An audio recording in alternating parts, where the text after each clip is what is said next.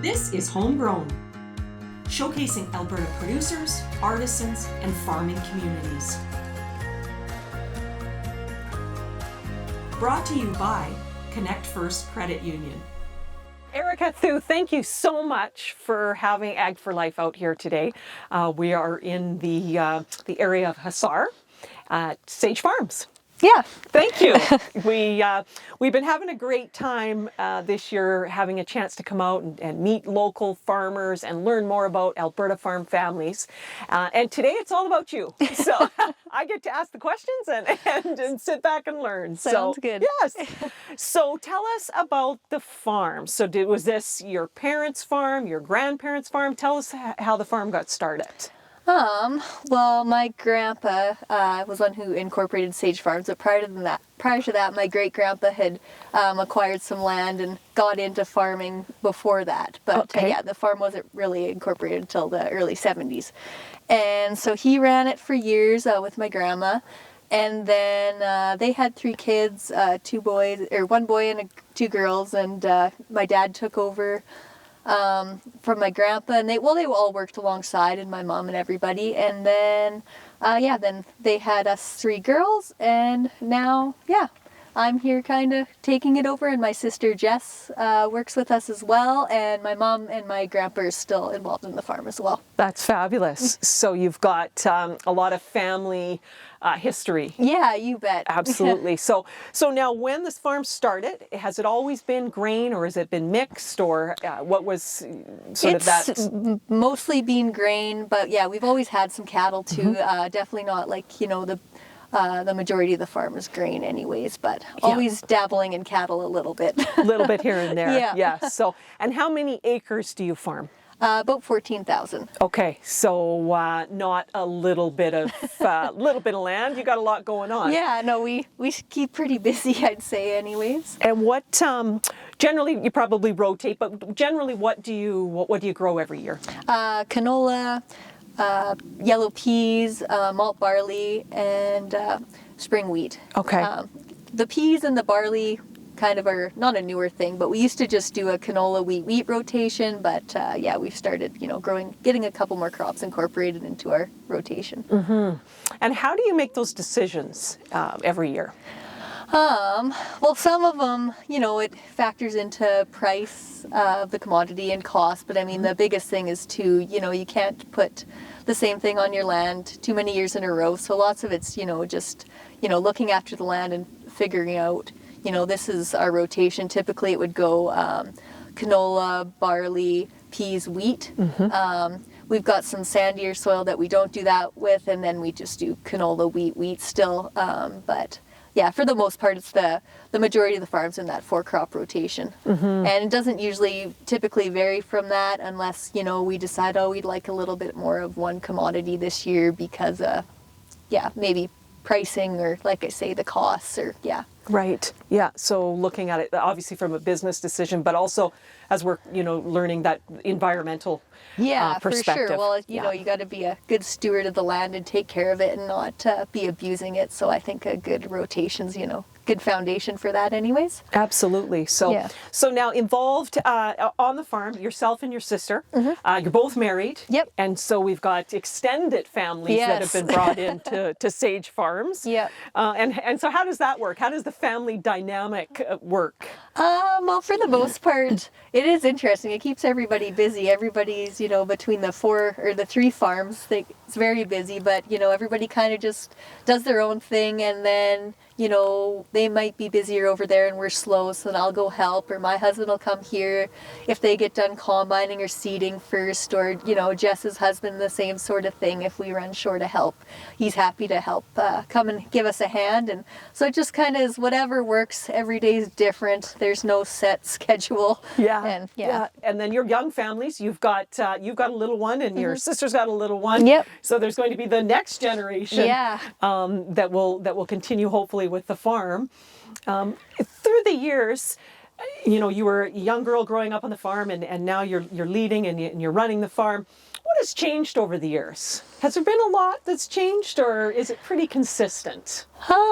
Like, you mean just in like the time span that I've kind of taken you know, it over? maybe from a, I mean, that's a big question. So maybe from the perspective of farming, I would suspect that technology has changed, the way farming is done, you know, grand sizes. We've seen lots of changes in the equipment. So I think that would probably be an obvious. Oh, for sure. No. Yeah. Well, you're right on the technology part. It's just, you know, things are changing really quickly with that when they're starting to talk about autonomous machinery and stuff like that. It just seems so crazy to even think that that's a possibility. And I think that is still a ways out, you know, for a farm our size to even convert to that. But I mean, that's where the way the future's looking to go.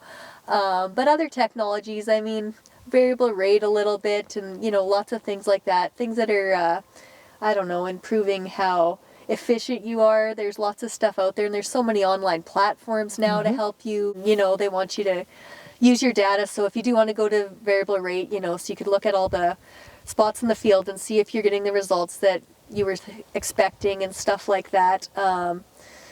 Yeah, at the time it was a lot harder. You know, we had like a SD card or whatever that was in your screen, and now most of our machinery will just upload it to the cloud on its own, which it doesn't, you know, sound like putting a card in your computer is that hard to work, but sometimes it just doesn't get done, or stuff gets deleted, or so it is nicer that way that, you know, it'll just do that for you, and then you just log in and you could, you know, all your data's right there. Yeah, very interesting, and you make those decisions as you go. Yeah, so. exactly. So that's more on the farm side. So on the consumer side, we've seen a lot of interest over the number of years in maybe a reconnection of, you know, Albertans or consumers in general that are interested in food and where their food comes from.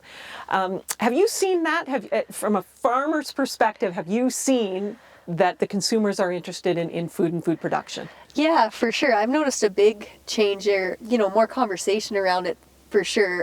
In grain farming, I would say it hasn't been, you know, gone as far as what I see in the beef industry, because right now in the beef industry, it seems like everybody, you know, wants to go to a ranch and get their quarter of beef or whatever they want it cut. And I think that's awesome. And then everybody, you know, traceability, you know, how that cow was raised and what it was fed, and then you can take it home to your table and enjoy it. And no, I think it's awesome. I hope we see more of that in the grain industry too. I know definitely in the malt barley industry, that's huge right now too. You know, all the microbreweries and, you know, right farm to table type of breweries that are going on, and that's great. But yeah, and wheat and canola and everything else, it's just kind of lagging behind that little bit. But I really hope, we need to bridge the gap somewhere, and I know there is some places that are trying to, but yeah, I definitely think it's a big opportunity for everybody, and then it educates people more on, you know, where their stuff's coming from, because there's a lot of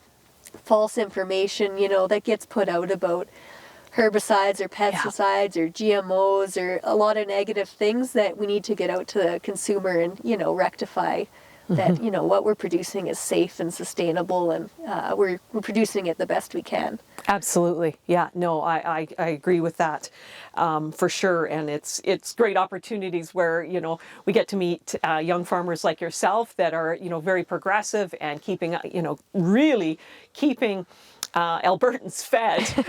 And we, you know, we go and we buy our bread and we don't think about it. No, but that's right. There's so much to it. No, that's right. You know, we're just, you know, we're honored when we get to sort of understand more about the work that's going into Alberta agriculture.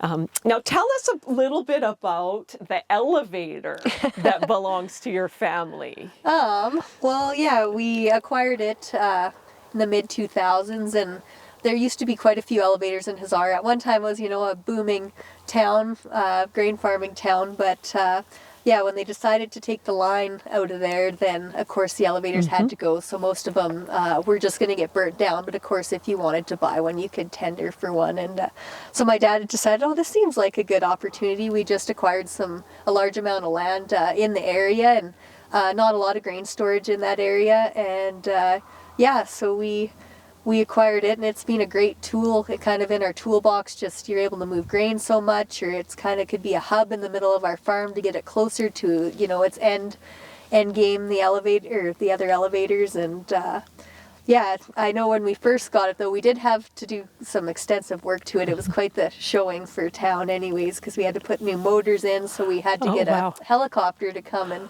lift it up and put it through the hole in the roof. And yeah, but we've got it running really good. And actually, at the time when my dad bought it, the fellow that was running it decided to stay on with us, and he was there when it was built. There's some good history. He's got like a whole photo album of, because it was actually built once, then it burnt down, then they had to start it again, and yeah. Oh, so, wow. No, Yeah. it is it works well for us anyways. Yeah, so you're using it. It's a functioning elevator, and it's so iconic. Yeah. When we think about the landscapes, and a lot of the elevators we maybe see aren't actually functioning. Yeah, But- no, that's very true. Yeah, but you're using yours, and it's, as you say, it's a great asset. Yeah. To have and being able to store there. So that's fantastic. Yeah. So tell us a little bit about the farm in the winter. So, because we're pretty sure all farmers go to Palm Springs. Yeah, that's what I hear from Rumor lots has of it. people that say, I think I just want to be a farmer. They work hard all from, Yeah. spring to fall, and then they get 6 months off. Exactly. Like, what do you do? Yeah, I don't know. It doesn't quite work like that. But, usually the winter for us is going through all of our equipment pretty thoroughly, oil change services, just so that, we can hopefully avoid some headaches down the road next season to keep things running smoothly. So that's timely. And then we haul our own grain too. So that usually keeps everybody quite busy. This year we're a little short on the grain side, so we might be going to Palm Springs this year. Who knows? Can't afford to because there That's was no grain to bring But in. yeah, Yeah. typically the trucks are going all winter, and that's what really keeps the farm busy in the winter. Okay. Yeah. Yeah. So just moving what was produced that year, getting ready for the next year, making those Yeah. decisions, ordering. your- Exactly. Well, yeah, we hauling fertilizer and taking our seed into the seed cleaning plant and then treating it as well, and yeah, just basically all preparation for the next year. Yeah. So it doesn't end. No, not So- not typically. Okay. We keep hearing it. Yeah, that's right. We'll see you with a tan in Yeah. February. We'll wonder. So, Yeah. well, we sure appreciate you having us out to the farm and letting us meet you and learn more about your family and the history and the hard work that you're doing to feed Albertans. So we thank you for that. Oh, well, thanks for coming. I enjoyed it. Wonderful.